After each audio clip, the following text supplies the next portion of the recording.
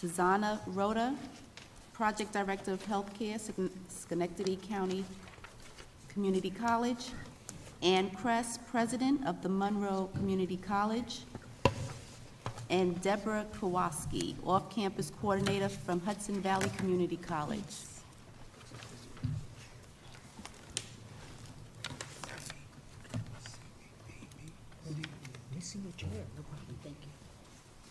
We'll get one more chair for you.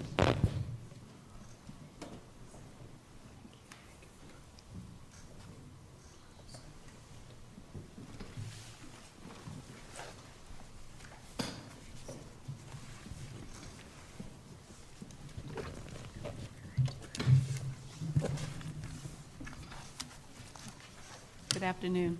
Good afternoon. Good afternoon. Okay, you may begin. Denise? Good morning.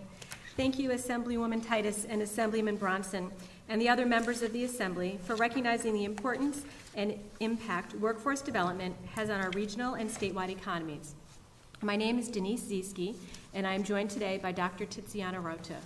We are from Schenectady County Community College Workforce Development and Community Education Division, and our department is responsible for the college's portion of non-credit education and training programs geared toward helping individuals, including those that are disadvantaged, to gain knowledge required for employment or advancement in career pathways in a number of different industry sectors. We would like to broaden the topic as you will hear, and I appreciate you opening that door for us, Assemblyman Bronson. We feel it is critically important that we look at innovative ways to create middle-skilled jobs that require more than a high school degree, but less than a bachelor's degree. Simultaneously, we must also address the short-term and ever-changing needs of businesses and industries. Community colleges are uniquely positioned to be flexible and address quickly changing workforce skill needs. Our industry and business partners continually express the need for basic and soft skill development prior to employment. In response to this demand, we have partnered with the Capital Region Chamber of Commerce and several community-based organizations to develop a 21st century career readiness credential. This program is designed to prepare students for either an academic or career track, and it encompasses skills such as work readiness, practical interviewing techniques, dress for success, job search, and resume building, as well as applied math and English. It also ensures that participants are invested in their own pathways to success by providing life skills necessary to leverage their own resources upon completion of the structured program. While we can address these areas in training, many individuals face barriers to accessing and persisting in post-secondary education and training programs. As you heard earlier, challenges may include limited access to transportation or childcare, low literacy or math skills, or limited knowledge of training options. Another obstacle for this type of program and similar programs is the availability of tuition funding, because non-credit programs are not eligible for federal or state financial aid. This is where the critical role that the one-stop career centers and workforce development boards play in making the Workforce Innovation and Opportunity Act federal job training funds available. This year, the state received 2% less than WIOA funding and is considering increasing its discretionary draw for these funds. The reduction will critically impact our ability to train workers immediately needed by local employers. When job training funds are unavailable, community college workforce divisions must invest time and energy to seek grants and other funding sources to offset tuition costs. One option is the Workforce Development Institute, who you just heard from. Schenectady County Community College took this route to boost its training in the healthcare field. We sought grant funding. When considering pre-apprenticeship programs, we found that they were designed to prepare individuals to enter and succeed only in registered apprenticeship programs. Many apprenticeship programs are found in the trades. However, there are many other industry sectors thriving in New York State that we feel could benefit from both pre-apprenticeship and registered apprenticeship programs. However, many of these industries require nimble flexibility rather than being tied to the prescribed rigor of a registered apprenticeship. While apprenticeship programs work well in the trades, this model does not always translate to other industry sectors, and we believe the benefits from a pre-apprenticeship program can be reaped in other ways. Dr. Rota will now discuss this issue in more detail from our experience gained in offering healthcare training. Thank you, Ms. Siski. For the last 5 years, I had the honor of leading the innovative partnership model between community colleges and community action programs under a round of funding from the United States Department of Health and Human Services.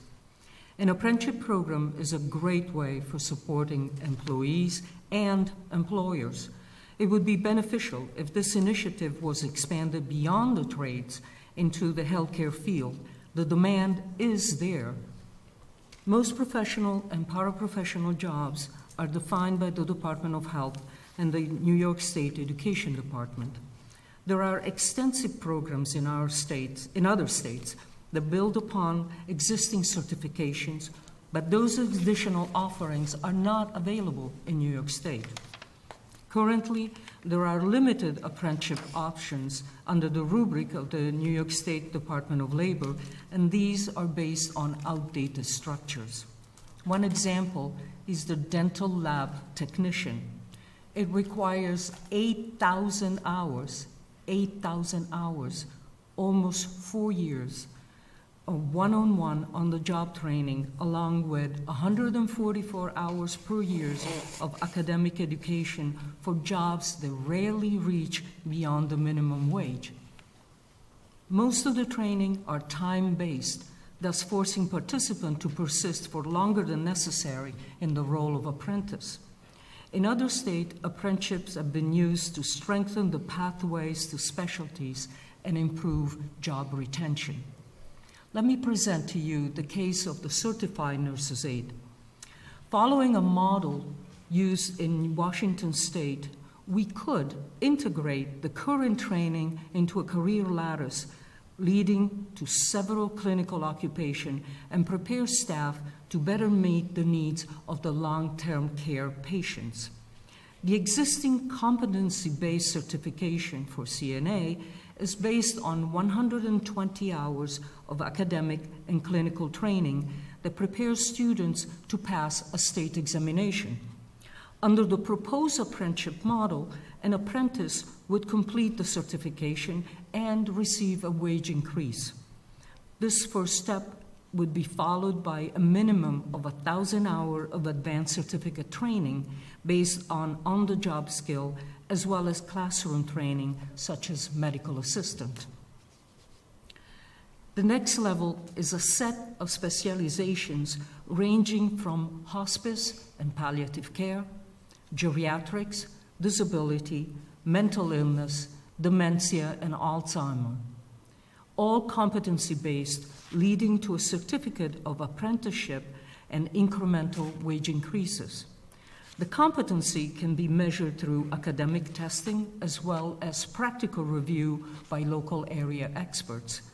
While the CNA is viewed as an entryway to the clinical portion of healthcare, the apprenticeship serves to foster leadership development toward other in-demand occupations in healthcare. Another model that has worked well for us is the creation of an intermediate educational step composed of short-term training period followed by field experience that leads to employment, while at the same time providing credit toward a post-secondary education. At Schenectady County Community College, we are offering that option for the community health worker training, pointing to an associate degree in human services. We urge you to revamp the pre-apprenticeship and registered apprenticeship process by developing pilot projects to test expansion strategies across the state so that successful model can be pulled into other industries. It would also be beneficial to develop pre-apprenticeship that is not specifically tied to a registered apprenticeship, but focus on industry-specific career readiness. Registered apprenticeship should be primarily competency-based rather than time-based, as the latter does not guarantee proficiency. We further recommend limiting the amount of reporting requirement, especially for small businesses that do not have the opportunity to go on filing piles of paper, and especially for nursing facilities that are operating pretty much on a shoestring and want to maintain the level of care for their patients. And we would like to recommend that the ratio of mentor be not so much 1-to-1, but 4 to 1, a mentor can follow more than one individual at a time. In the current business environment, internship are the preferred means over apprenticeship programs, but they leave out 2 key elements. First, earn as you learn, and second, the integration of soft skills that are such an integral part into healthcare. Thank you. Thank you, Dr. Rhoda. In closing, workforce development training through community colleges is a cost-effective and efficient way to provide demand-driven training in an accessible, flexible, and affordable student-centered environment, which fosters a path to personal and professional development. We appreciate the support we have received from the state and urge you to look at ways that we can remain nimble and responsive to ever-changing landscapes of business and industry needs. We must realize that in this environment of increased accountability and competition for limited resources, it is imperative that community-based organizations, educational institutions, industry leaders, and government come together to facilitate improved collaboration to satisfy common needs. Once again, we thank you for the opportunity to testify today, and after my colleagues speak, we'd be happy to answer questions for you. Thank you. President Kress?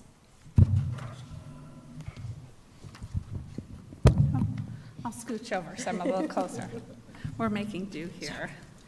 Well, good morning. It's still morning. Good afternoon. Good afternoon. I'm Ann Kress. I'm the president of Monroe Community College, part of the SUNY system located in Rochester, New York. And I want to thank the Assembly very much for convening this very important series of discussions. I was happy to be part of the discussion that was convened in Rochester as well. So thank you very much for that. I want to talk to you a little bit about what we do at MCC. And at MCC, we focus very clearly on connecting students to meaningful career pathways. And we do that by focusing on the end goal. And the end goal in that case is very simple. It's a job. A career pathway, as you've heard referenced earlier with pre-apprenticeship programs, doesn't have a lot of meaning if there isn't really that end goal in sight. So my testimony here today, I'm going to look at pre-apprenticeship and, as my colleagues have already talked about, the larger issue of workforce preparation and work preparation programs in that same framework, in that what is the end goal of these programs? Well, the end goal is to help these students successfully transition either into apprenticeship programs, into advanced workforce training, or into careers. And so the question that I'd like to pose is, what do we know makes a student a successful transition, right? How do we help students along that pathway? Well, MCC has some experience with this. We offer both college credit and non-credit apprenticeship programs in partnership with business and industry and labor in our community. Credit programs include automotive, machine trades, and tooling. Non-credit includes plumbing, pipe fitting, and welding. And the college also offers a comprehensive array of advanced workforce education opportunities in career industry sectors such as the skilled trades and applied technologies, but also advanced manufacturing, optics, healthcare, hospitality, and tourism, really the full gamut. So each one of these programs is really grounded in our work around demand-driven career pathways. We extensively use labor market information to assure that the programs that we bring on do lead to meaningful careers. That's important. It's important not just for the students who are engaged in this work, but also for our communities. What we want is students to be able to find that real job upon completion. And that real job leads to a lifelong career. It is not an end in itself. So our experience in our programs indicates that to be successful, students need foundational academic skills and career readiness or employability skills. Sometimes you hear those referred to, and they were today, as soft skills. But they also need 2 key supports that you heard referenced earlier. Hands-on experience with the work that they seek, and a connection to mentors who can help develop their confidence and leadership skills. And so I'll touch upon each in my testimony today. First, academic skills. While it's true that students entering into a skilled trade or many of the programs that you have heard referenced do not need to understand multivariate calculus, in fact, very few of us do, or have to write a 20-page long literary analysis, they do need functional skills and competencies in quantitative and information literacy and in written and oral communication. Can they draw to scale a diagram? Can they calculate a complex order from index-based pricing? Can they write up a customer's concern or document a change order effectively? Can they explain a process to a consumer or to a team? An effective pre-apprenticeship program teaches these foundational academic skills, but it does so in the context of the workplace so that students understand the relevance of their learning and the importance that will carry with it. Connecting classroom learning to real life makes a big difference. It makes a big difference for the students and for their future success. Washington State's Integrated Basic Education and Skills Training, often referred to as IBEST, that pairs English as a second language or adult basic education teachers with vocational education instructors, is a national best practice. These students learn basic academic skill sets more quickly than they would in a traditional classroom settings, and they retain them more effectively. This is a model that New York should consider rolling out across the entire state. Second, career readiness and employability skills. One of the messages we hear consistently at MCC, and my guess is they hear it at Schenectady and at Hudson Valley and across the state, is that as important as the technical skill sets are that our students possess, the real barrier to employment is the lack of a fundamental and basic understanding of the requirements of obtaining and keeping a job. The best pre-apprenticeship programs provide instruction and practice for students in these employability skills. They walk students through everything from interview etiquette, right? Look your interviewer in the eye, shake her hand, say thank you, be dressed appropriately, to mapping and developing personal assets. How do you cover childcare or get transportation in an emergency situation? How do you build a set of references who can speak to employers about your skill set? Finally, to managing the daily grind of work. How do you handle conflict with supervisors and coworkers effectively? How do you request time off rather than just disappear? How do you report unsafe working conditions? Effective programs have students actively rehearse and practice these skills. MCC's experience in collaborating with the Urban League of Rochester on the federally funded Youth Build program has shown that this pre-apprenticeship effort follows such a positive model. Youth Build does much more than teach construction skills. It empowers young people 16 to 24 to set higher expectations for themselves, teaching them the practical realities behind the oft-used and sometimes mysterious phrases like work ethic and teamwork and team building. Every community in New York should provide access to a program like Youth Build, which has decades of success in connecting and reconnecting youth to opportunity and in providing them with a transformative chance to succeed. The final two keys to successful programs hit on those significant concepts: connection and reconnection. In principle, pre-apprenticeship and work preparation programs are about linking education to employment. So they must be grounded in a true connection to a real and regional career path in a much more meaningful way than just touring various employers or work sites. Pre-apprenticeship and work preparation students also need mentors to help them stay on track, progressing toward their educational and career goals. One of the central tenets that makes apprenticeships so successful is that the students are sponsored by their employees. And while it may not be realistic that apprentices have the same level of commitment, employers can, and honestly they should, provide practical experience on site that connects pre-apprenticeship students to the jobs that await them. Employers can also bring their wealth of knowledge to bear through mentorship. While not a pre-apprenticeship program as narrowly defined, but certainly one as more broadly defined, Rochester's iteration of the Pathways in Technology Early College High School, for which MCC serves as the college partner, functions in much the same manner as a pre-apprenticeship. The curriculum is designed so that students will graduate with both a high school degree and an associate's degree. In our case, it's an associate's in information technology, which is a high-demand, well-paying career pathway. As such, P-TECH engages employers as curriculum advisors, internship providers, and mentors. Recently, P-TECH freshmen and sophomores, some of whom are already in college-level courses, worked with Mayor Lovely Warren's innovation team, excuse me, and IBM's Smarter Cities consultants on data gathering and analysis in their own communities.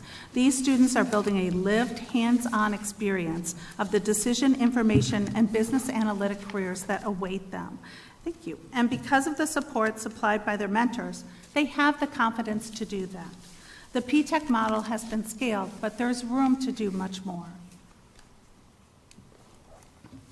Young adults who are no longer in the school system right now should be able to access programs like those long advocated by the National League of Cities that would reconnect these young people to accelerated pathways by which they could complete their high school equivalency degrees and workforce certificates. Like P-TECH, the Youth Reconnection Centers are cross-sector collaborations engaging education, business, local government, and community-based organizations.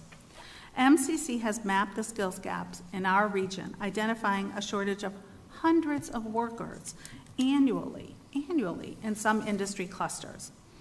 But at the same time as these jobs go unfilled and companies are left without workers, our community is actively engaged in the Rochester Monroe Anti-Poverty Initiative, developing a plan to address the tragic effects of intergenerational un- and underemployment and poverty.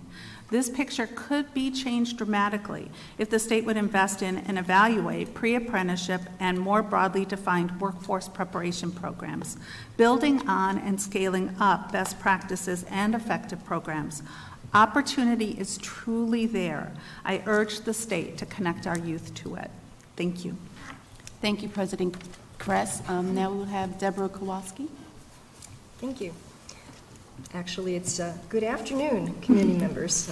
As you see, my name is Deborah Kowalski, and I'm here representing the Workforce Development Institute in Corporate Programs, also known as WDI, which is part of the Office of Continuing Education, Summer Sessions, and Workforce Development at Hudson Valley.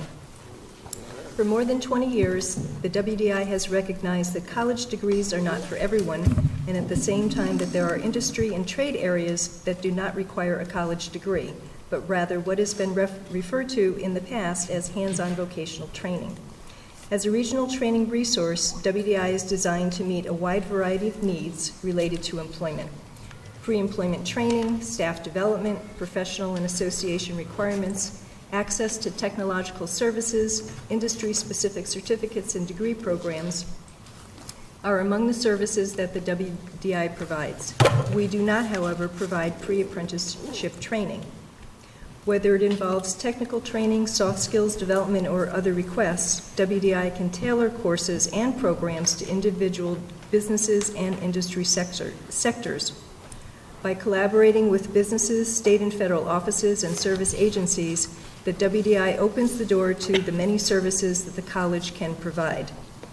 WDI is devoted to training, consulting, executive coaching, and organizational development activities in support of regional economic growth. We work closely with businesses and industries to provide employer-specific training programs.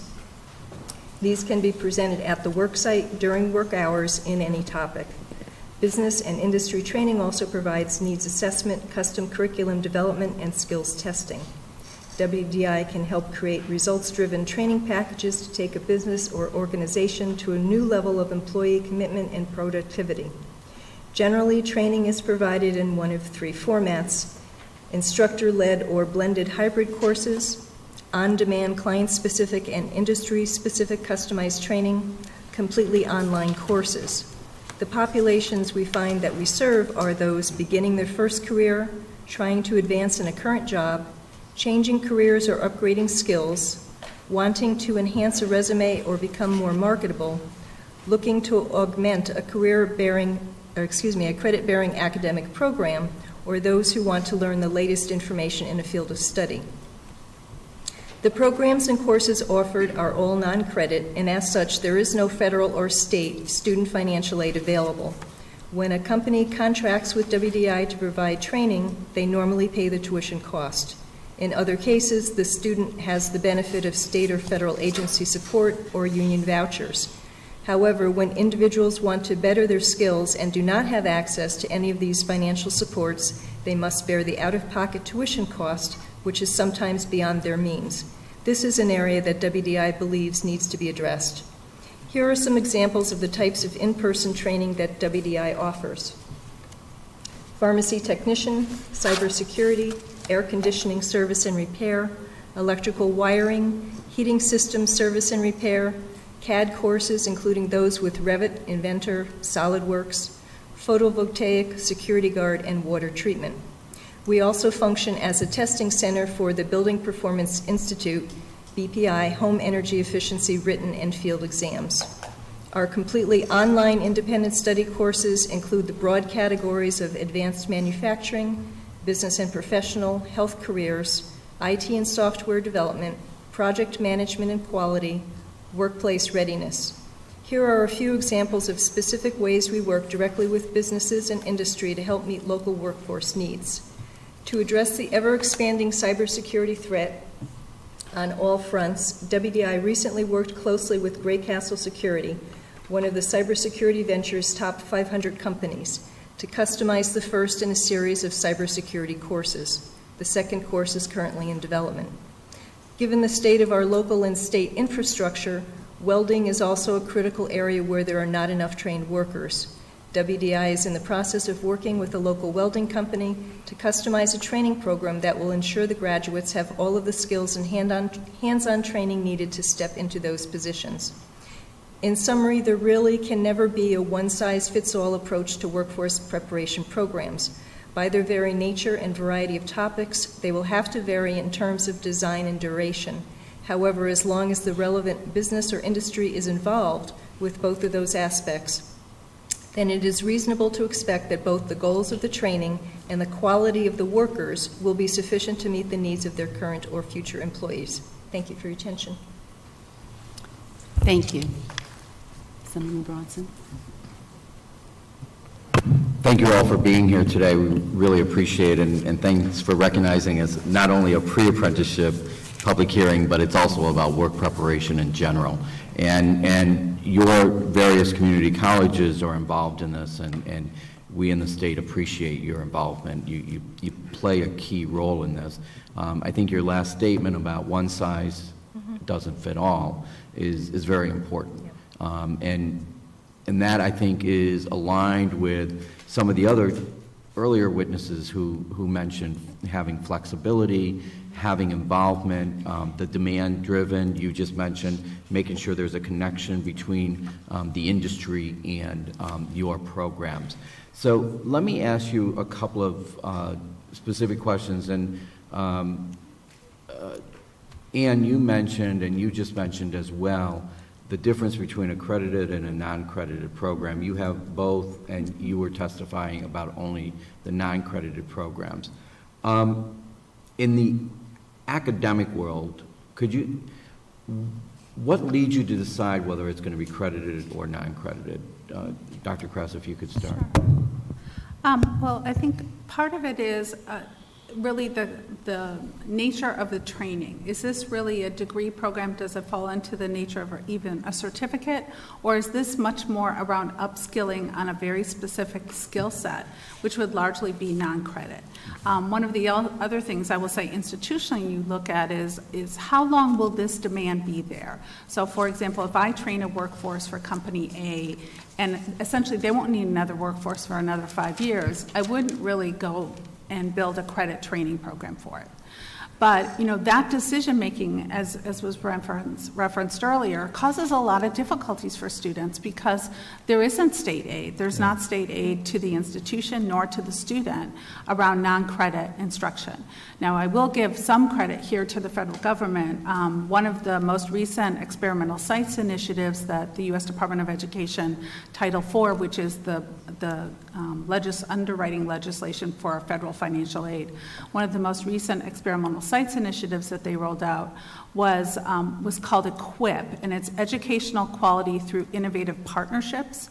And what it's doing is trying to encourage community colleges to essentially partner with non-credit training providers. Coding boot camps is a classic example. Welding is another one, where that non-credit instruction would lead to meaningful employment, but students need to come up with the money out of their own pockets. Mm-hmm.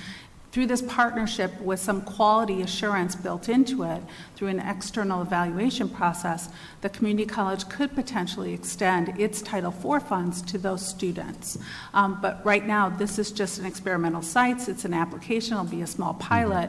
What you've heard, I think, consistently on this panel and really throughout the day is that there are a number of people in our communities who could take advantage of all of these programs if somehow they have the means to do so. Mm-hmm.